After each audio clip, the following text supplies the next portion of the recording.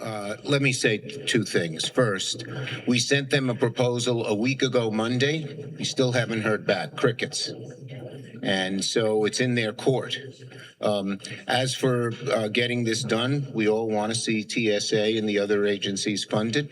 That's up to the Republicans. Very simply, all they have to do is agree with our simple ideas that every police department just about in America follows, and we'll get it all done. It's plain and simple.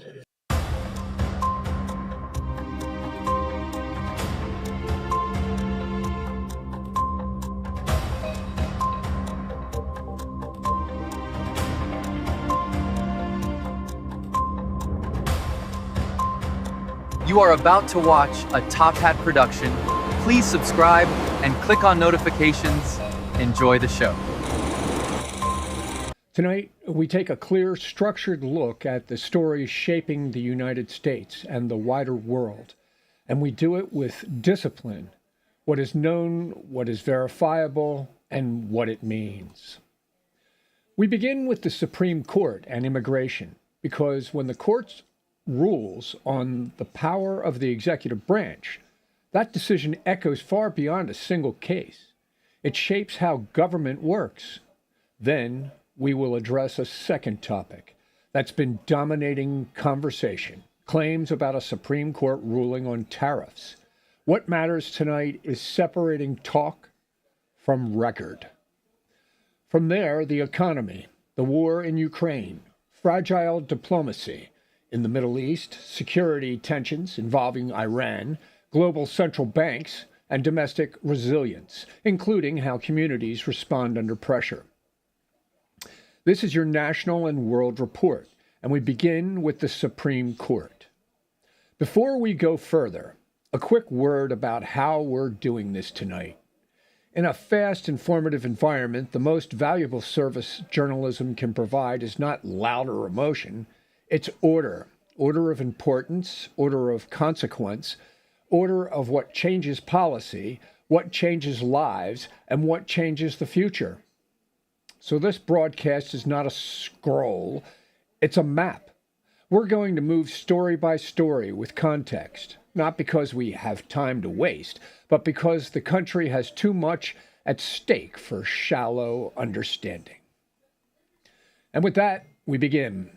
The Supreme Court has ruled in a case involving immigration enforcement and the limits of expedited deportation procedures. At the center of the court's reasoning is due process, the constitutional expectation that when government acts in ways that can dramatically affect a person's life, there must be meaningful procedure, notice, and an opportunity to raise a claim, and a fair process. The ruling does not end immigration enforcement. It clarifies the minimum procedural guardrails that enforcement must respect. Former President Donald Trump criticized the ruling publicly, framing it as constraint on border enforcement and executive flexibility. Now to the practical impact. Enforcement continues, but policy and process must align with the court's interpretation of constitutional and statutory limits. Let's translate this into plain language. Due process is the difference between power and power with rules. It means the government can't simply act first and sort it out later when the stakes are severe, especially when the claim involves safety, persecution, or harm. In immigration enforcement, expedited procedures exist because the system is under strain. Backlogs are real. Resources are finite. Border operations move quickly. But the court is essentially saying speed does not eliminate the Constitution. Here's a practical example of why this matters. Imagine a person is being removed not to their home country, but to a third country. If that person credibly claims they could be harmed there by violence, persecution, or state action, the process must allow them to raise that claim in a meaningful way. Not a symbolic checkbox, not a rushed administrative moment, a real opportunity for review. That doesn't mean the claim is automatically accepted. It means the claim is actually heard. That's the constitutional principle. Now, zoom out. This is part of a bigger American story, the boundary line between executive power and judicial review. Presidents want speed and control, especially in national security or border contexts. Courts exist to ensure the methods stay within law. Congress writes the statutes that set the framework. So when Trump reacts angrily to a ruling like this, he's not only arguing policy, he's arguing philosophically. How much power should a president have to quickly without judicial friction? The court's answers here is there are limits and procedure is part of legitimacy.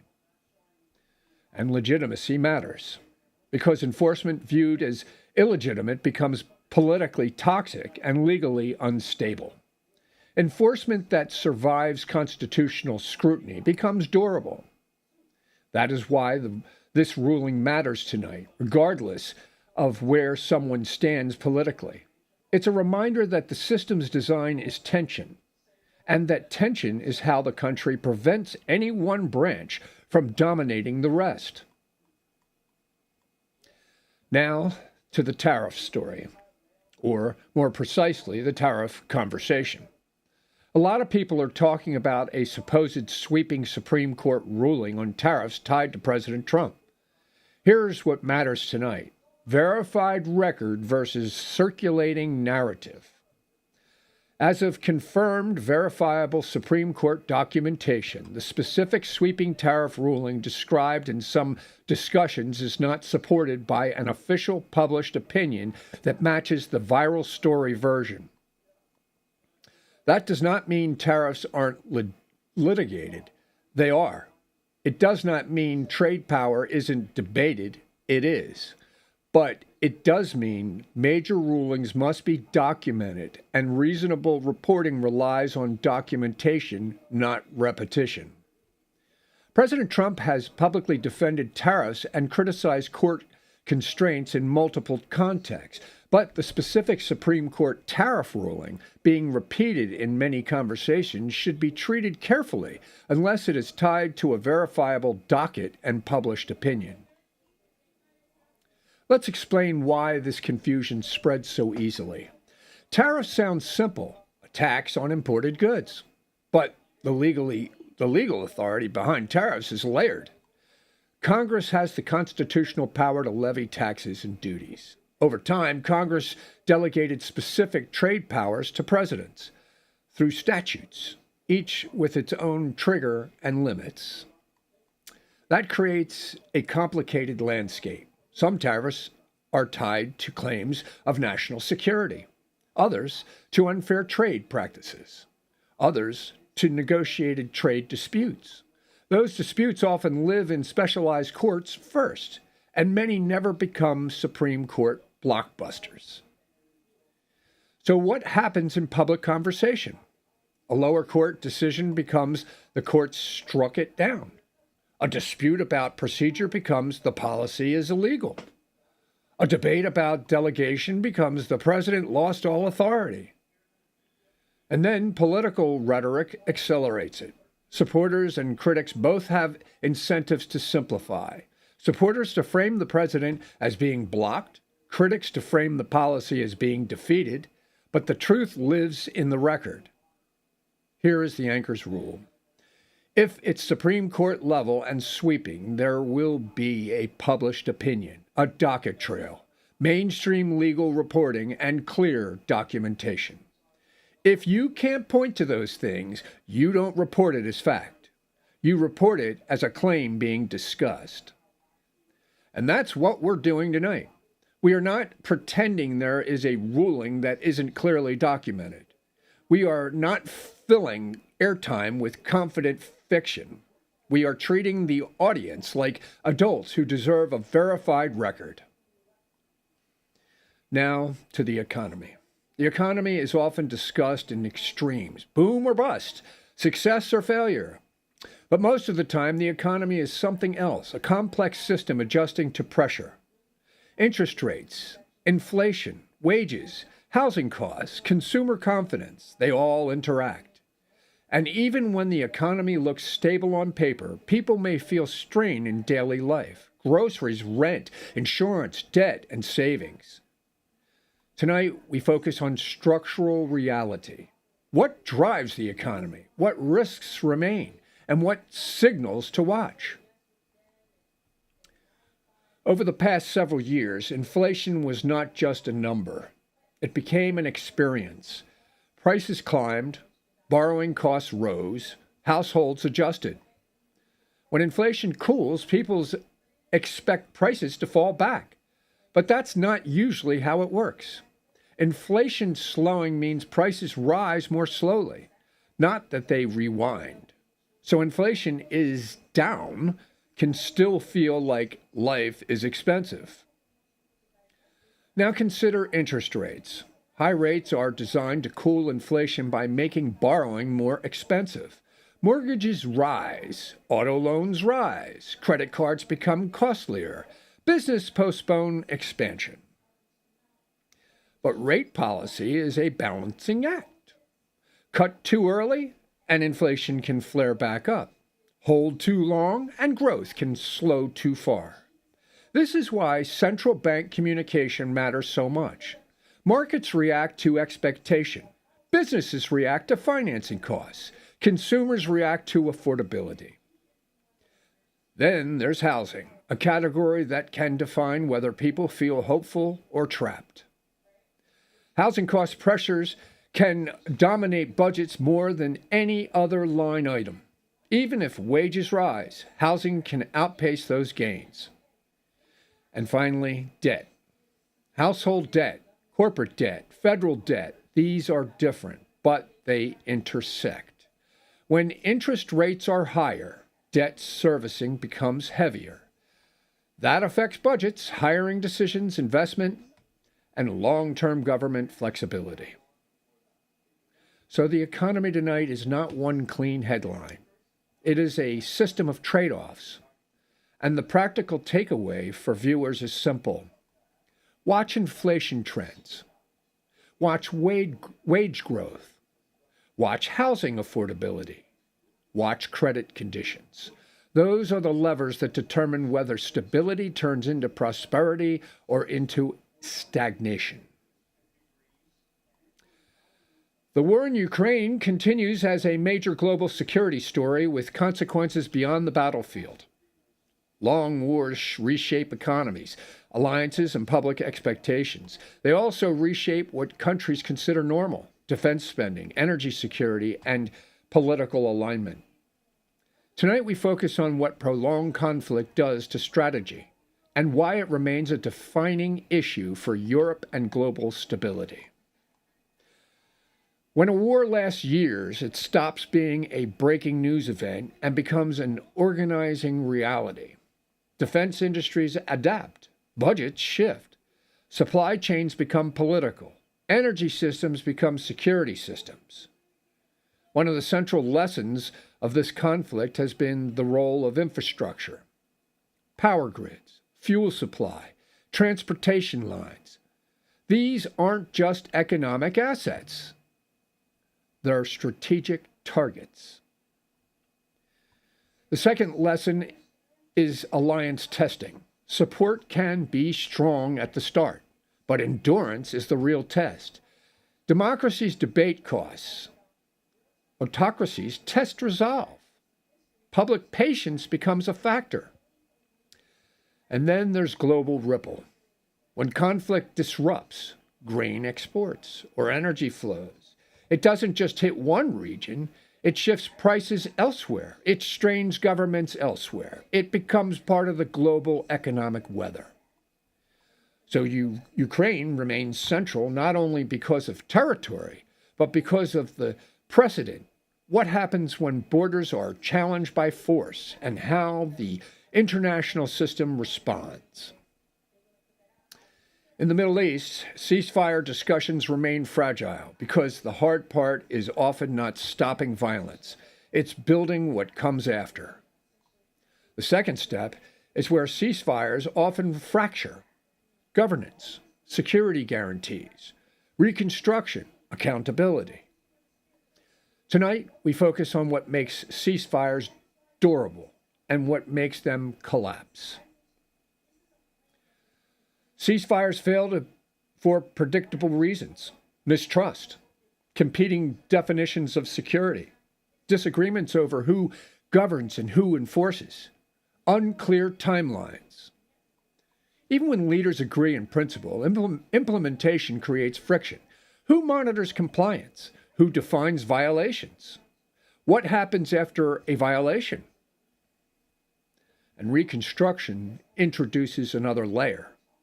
If people can't rebuild life, housing, water, hospitals, schools, ceasefires become pauses rather than transitions. So, diplomacy here is not just about signatures, it's about mechanisms. Mechanisms are the boring part of peace. They are also the necessary part. Now to Iran and regional security. The issues connect: nuclear concerns, regional influence, sanctions, and the global energy system. Even when nothing explodes in headlines, risk's perception can move markets and policy. Tonight, the takeaway is vigilance. Watch what governments do, not only what they say. It can feel distant until you connect the chain. Regional tension influences oil risk premiums. Oil prices influence fuel costs.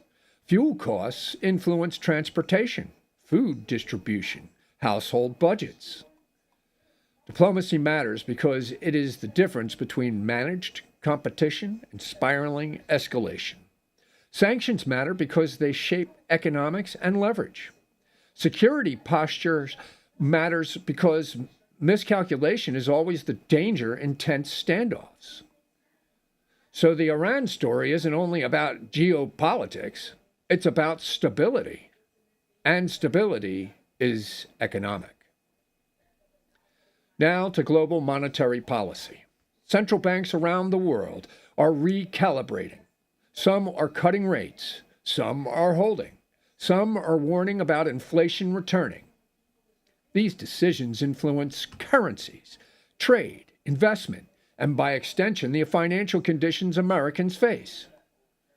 Tonight, we explain the chain reaction clearly.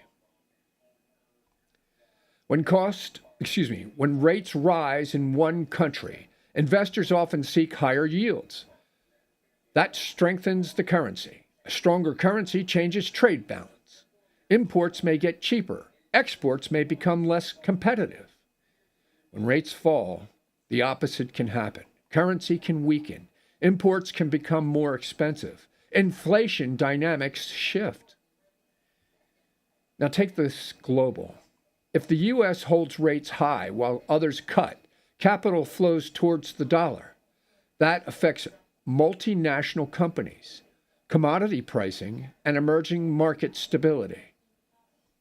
This is why central bank announcements move markets within minutes, because money moves at the speed of expectation. Finally tonight, domestic resilience. Across the country, communities face a new normal of pressure, extreme weather risks, wildfire seasons, infrastructure strain, and emergency response demands.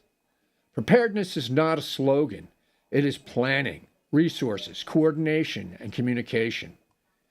We end with what resilience looks like when it's done right, before disaster hits, not only after. Resilience is the unglamorous part of governance.